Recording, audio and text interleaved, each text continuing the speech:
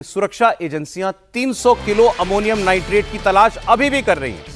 300 KGs 300 kilo ammonium nitrate अभी भी उनको लगता है कि इन लोगों ने कहीं शायद छुपाया हुआ हो। फरीदाबाद से लेकर लखनऊ और जम्मू कश्मीर तक ताबड़तोड़ रेड चल रही हैं। कई एजेंसियां और कई राज्यों की पुलिस इसमें लगी हुई है।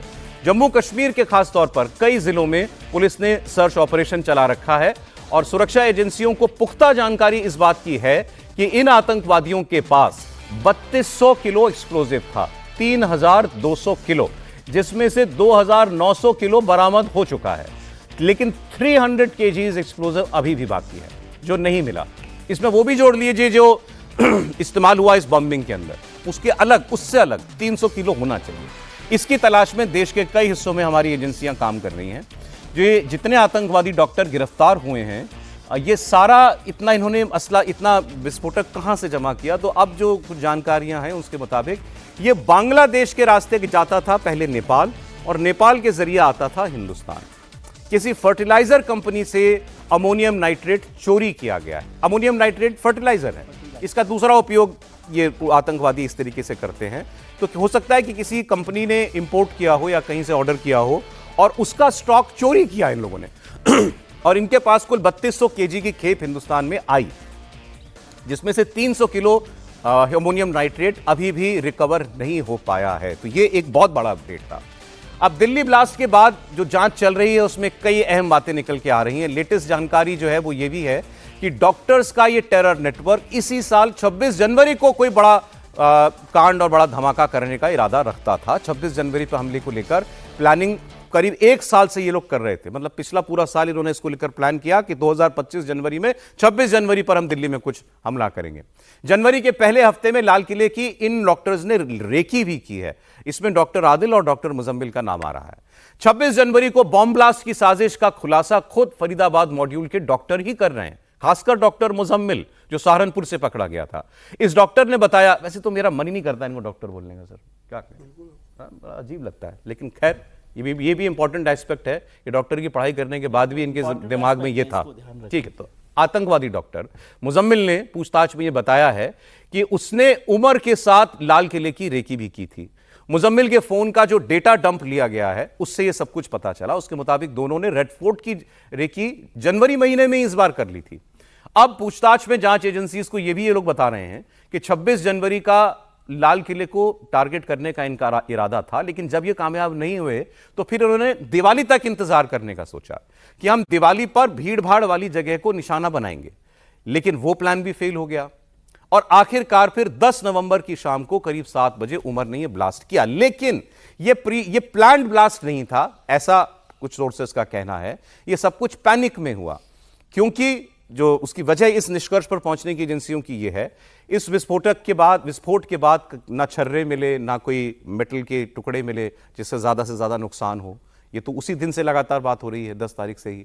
और दूसरा ये कि एजेंसी से कह रही हैं कि अगर इसको मान लें कि ये सुसाइड बॉम्बिंग है और इसके पास एक आईईडी था जो इसको ब्लास्ट करना था, तो चलती गाड़ी में नहीं करेगा, या तो गाड़ी को जो है किसी टक्कर मारेगा कहीं पर जहां पुलिस के लोग हो या जो भीड़ भाड़ की जगह हो, वहां पर सीधे किसी निशाने पर जाएगा और भिड़ जाएगा, या फिर गाड़ी रोकेगा एक जगह पर जहां मैक्सिमम कैजुअलिटी हो भीड़ भाड़ के बीच में जाकर के, और वहां ब्लास्ट करेगा।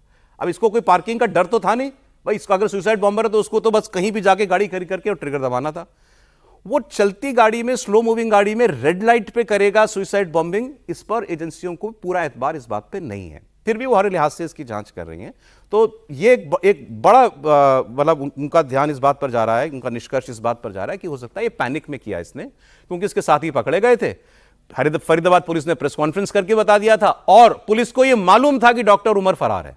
यह भी इंपॉर्टेंट है, पुलिस इसकी तलाश कर रही थी, ऐसा नहीं है कि ये रडार से गायब हो गया था, इसकी तलाश जारी थी। उसी पैनिक में उसने उसी शाम, जिस दिन फरीदाबाद में 2900 किलो अमोनियम नाइट्रेट मिला, फरीदाबाद की पुलिस ने प्रेस कॉन्फ्रेंस की। इसने शाम को लाल किले जाकर के क्या तो किसी के निर्देश पर यह विस्फोटक कहीं और ले जाना चाह रहा था, और गलती से एक अनस्टेबल बॉम्ब वो डेटोनेट हो गया और वो फट गया, और उसमें ये जो एक कैजुअलिटी हुई है। अब दिल्ली ब्लास्ट में इस वक्त एक और खबर हमें मिल रही है कि उमर और मुजम्मिल ने तुर्की की यात्रा भी की थी और जैश ए मोहम्मद के हैंडलर से ये लोग मिले थे। उमर और मुजम्मिल दोनों के पासपोर्ट में तुर्की का स्टैंप है। अब तुर्की भी आ गया देखिए इस पूरी कहानी के अंदर। विजय जी, कि जो जानकारी मुझे भारत सरकार के जो हाई ऑफिशियल्स हैं इस बारे में, वो 2-3 चीज़ें मिली। एक तो ये जिस पर हम लोग कल भी चर्चा कर रहे थे कि एक्ट ऑफ टेरर को लेकर, तो सुरक्षा एजेंसियों ने अभी तक जो अनाउंस नहीं किया एक्ट ऑफ टेरर, वो उसकी वजह ये मानते हैं कि ये मतलब प्लान्ड वे का एक्सप्लोजन नहीं है, वो पैनिक अटैक के तौर पर है। और पैनिक अटैक बम ब्लास्ट को टेरर अटैक नहीं माना जा सकता, मतलब जो भी उनके गाइडलाइंस होती हैं या जो पैरामीटर्स होते हैं उसमें। पहली बात ये पैनिक अटैक है। उन्होंने कहा कि भाई पुलिस या जो भी इंटेलिजेंस एजेंसी उनकी पकड़ में वो आने वाला था, उससे पहले वो हो गया गलती से। प्लान्ड अटैक नहीं माना सरकार ने अभी तक, इसलिए सरकार ने अभी तक इसको एक्ट ऑफ टेरर के तौर पे नहीं कहा। लेकिन आज शाम को 3:30 बजे प्रधानमंत्री जी आने वाले हैं, उसके बाद 4:30 बजे के करीबन जो होम मिनिस्टर हैं वो और NSA डोवाल साहब वो उनको ब्रीफ कर रहे हैं। उसके बाद 5-5:30 बजे NSA और कैबिनेट सेक्रेटरी के साथ प्राइम मिनिस्टर की मीटिंग है।